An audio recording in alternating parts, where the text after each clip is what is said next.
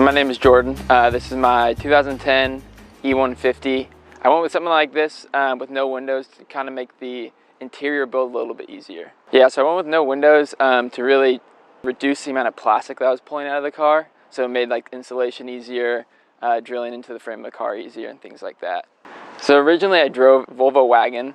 I wanted to transfer into a van conversion. So I found this E150 on Craigslist solely for the conversion and not for my daily car. However, it is turned into my daily car, but from the beginning it was always meant to be built out for camping, and I did start building it immediately once I bought it. Conversion took me about 3 months. I was also working a full-time job at the time, so I was working, you know, late evenings, early mornings on the weekends, so I didn't have all the time to do it, but something like that you kind of have to build when you have the time when possible. Pretty cheap build, simple build, which is I wanted like a budget build. Probably put about $2,000 of my own money. Car did come with some things as of like interior work shelving and ladder racks on top, which I was able to sell off for money to help out with the funds for the build. So the 2010, the name is the Story on Wheels. So this unit right here, it was actually the last thing I built in the rig. Before I was in, I was kind of lacking storage, and one thing I really like about my van now is the abundant amount of storage here. So I kind of stared at the area, wanted to sketch up something that was, you know, multi-purpose, a lot of utility, looked good, and ran me not a lot of money. So I used mostly common board. These are 3x1s, common 2x1s, and then this is actually pine on top with the cheap glaze, which also runs about 20 bucks, and you can glaze the whole thing. Along with that, wanted to have a pull-out stove for anything at the beach. So this thing pulls out like this. You can either have it like this. I like to cook on it like this. Kind of gives you more leeway to walk around while you're cooking. But this is actually one of my favorite features of the van itself. You know, it allows for that in and outdoor experience when you're at a spot that you like. So when I'm out on the road, there's not much really planning or pre-prepping of the food. I don't have a refrigerator in here. So with cooking on this stove, I don't do a lot of pre-prepping. I usually just kind of bring all the ingredients on the trip, and we'll do prepping inside and outside the van. I don't have a refrigerator in here, but I do just carry a common cooler. And you know, we're running either, if it's a long trip, we're gonna put dry ice in there to make it last longer, or just regular ice. If there happens to be a table or a picnic setup at the camp spot, sometimes we'll forego with this and we'll use it more as like a cutting board and take the stove out, and that way it now serves a different purpose. So looking at the table that holds the stove, all it is just common plywood, 2 pieces that run right here, 1 solid piece here, and just, I actually super glued these pieces because this wood was a little bit more fragile and would split with any kind of screws that were going in, even thin ones. And then I just got your typical, you know, kitchen drawer or dresser sliders, and that helps, you know, bring it in and out like this. Yeah, so before I built any of this, I actually didn't own a single power tool. So this is my first go at any sort of labor or woodworking, which I think says a lot that pretty much anyone can do this. You really just gotta get over the hump of like coming to the census that yes, this is something that you can possibly do. There was a lot of trial and error, frustration, but patience is definitely a huge lesson out of this. Yeah, so I kind of refer to this cabinet right here as like your under the sink cabinet, things you'd find in your household. I do keep the utensils right here just for easy access. So we got forks, spoons, anything like that. Got some like pocket knives down here. But for the things for under the sink, we got like propane. I have another mini stove set up in there in case we're just out and about, like hiking, and you know, one that just pops on top. Extra paper towels and trash bags. Like I said, pretty much anything you find under your sink. So coming inside the van, we just talked about this area over here, which is the stove and under the sink area. We got these 2 main cabinets. This is where I'm gonna keep most of my pots, pans, cups, plates. We have coffee down here, cleaning supplies, and then any kind of dry food on the trip is gonna go in there, things that aren't going into the cooler, such as like trail mix, protein bars, things like that. And then coming over on this one here, this one is just going to be mostly for extra blankets and such, soft storage. You can see we got, you know, we keep Mexican blankets, we got tapestries in here. Anything, this one doesn't have any shelving in it, so it's more of like a stuff station. So anything soft that can fit in that spot is what's going to be going in there. So dishes, it depends where I'm staying. I have a refillable 5-gallon water jug that I bring if we need to wash at the van. A lot of camping spots do have wash stations, which is really, really convenient. That's going to be our main spot we're going to be washing. But nothing is going to be washed in the van as there's no pumping water or self-pumping faucets in here. Yeah, I found that it's actually kind of nice for me to not have to wash inside the van. It keeps a lot of the cleanliness, above average, rather than having, dirty dishes or remnants of food inside the van. And that comes with different smells and old food and possible ants, things like that. So I prefer washing everything outside the van. So I don't think there's going to be a time where I add in any sink or running water. So with the design here for the cabinet, there was a couple other vans that I was looking into. However, what I found when building my own van, you really got to create it for your space, as the dimensions and where the doors are and the front seats, that's all going to be different. So you got to find out what works for you. I really like this. If there's something I want to change, I would possibly reopen this center right here to have this walk-through for any kind of camping where you don't want to walk out of your car late at night.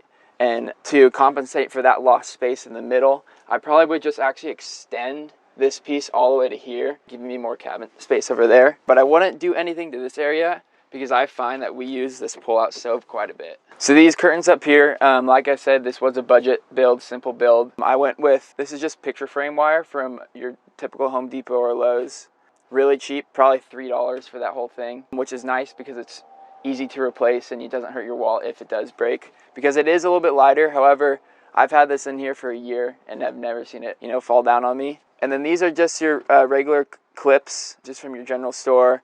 And then for the fabric, I just went to a fabric store and I think I got about 6 yards for the front, and then just double folded it. That way, when you do happen to close it, you can't really see through it or anything like that. No one's gonna be able to see through them, and you still got a lot of that privacy, and it's got a clean look. So with my ceilings and walls, I just went with typical paneling.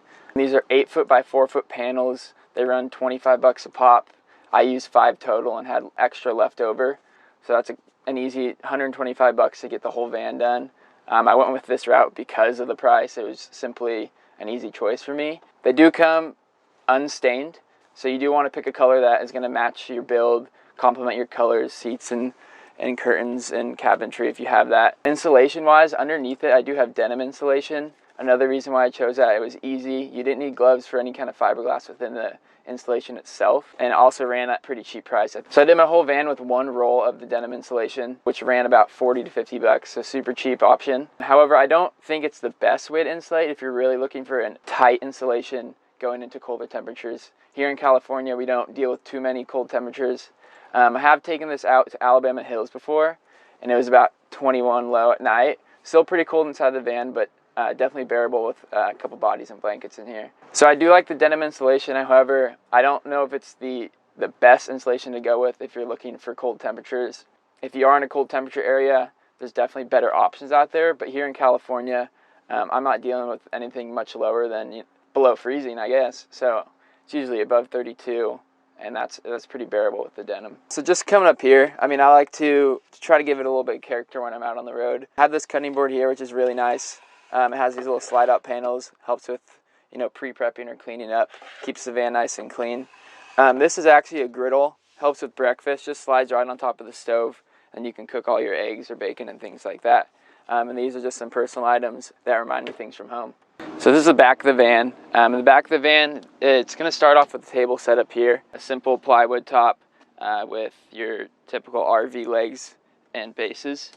So these bases here and the legs actually are from Amazon. These were $3 a pop. I have 4 of them, including the 2 that are under the table.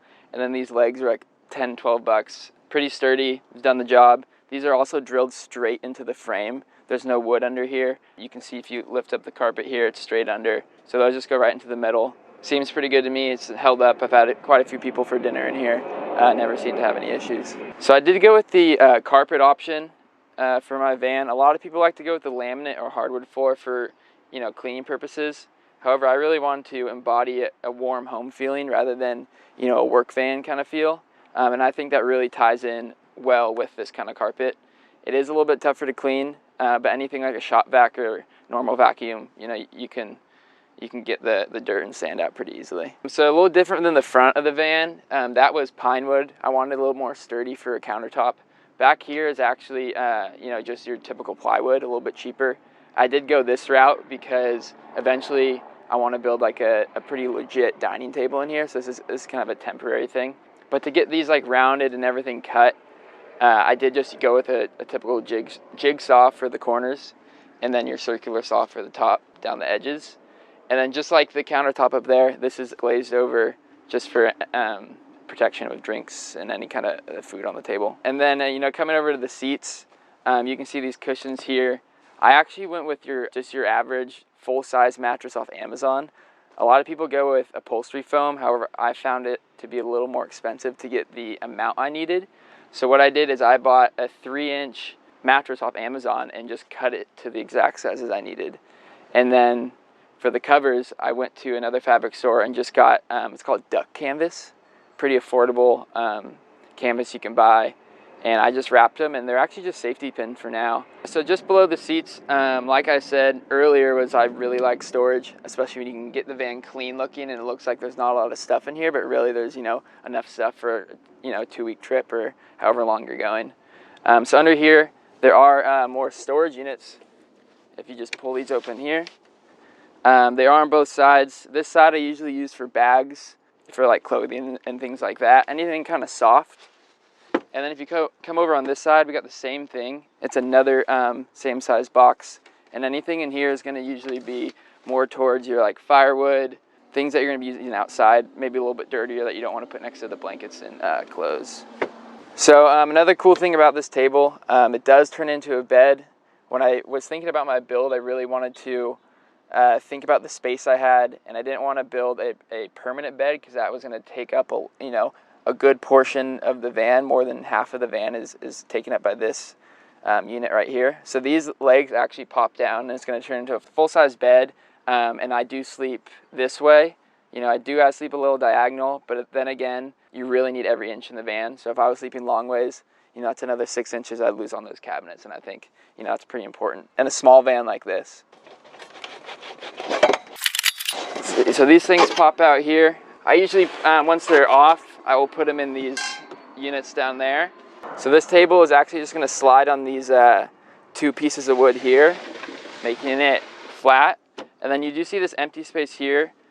So we do have another piece of wood in here,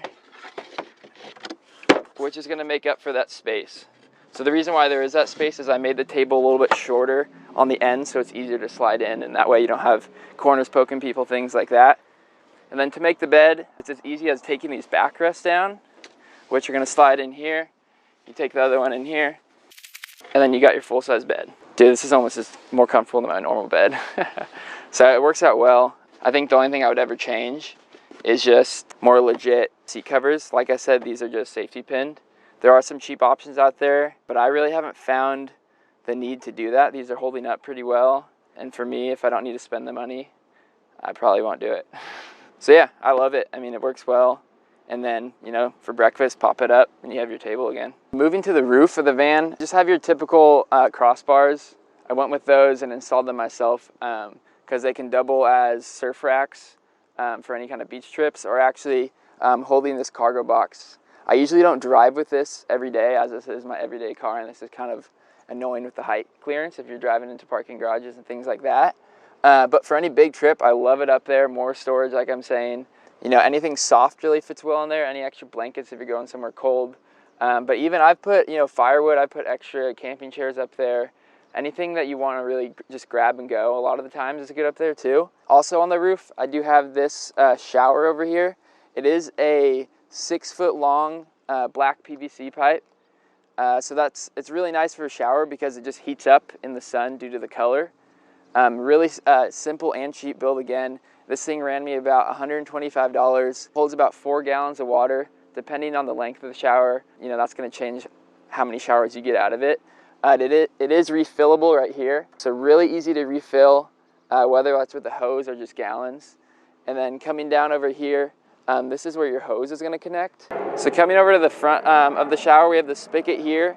It's on a quick release, just with your typical garden hose. So you just pop it on there, and you can either use the shower by gravity, just by having the water flow out, or actually, if you come back on this end, I did install a Schrader valve, which is your typical bike valve. I carry a handheld bike pump with me. Some people do mini compressors, but I find the handheld bike pump works pretty well. Yeah, so if you want something a little more, I guess like your home shower with some pressure, you can pump it up. But actually, I tend to just use it just by gravity. If this thing's full of water, it's gonna push out anyway, just from your basic physics. These are just like U-clamps, and then these screw on, so it's really easy to also remove, which I like, just like the cargo box, again, for clearance issues, because this with the racks is about 96 inches, which is kind of getting close to a lot of, clearance things within parking garages or anything like that. So I tend, after a trip, I'll tend to take them off and drive around without anything like that on the roof. So originally when I built the van, I thought I was gonna want solar. I haven't really gone on a trip where I would need it. When I do these weekend trips, I'm trying to get off the grid and not bring any electronics like that, so I'm not needing to charge anything like a laptop or run anything pretty serious. I do have a 120 volt converter in the van, so I do have plugs if I need to, which I do like to only use with the car on because they suck the battery pretty well. But I don't think I have any plans of putting any solar within this build.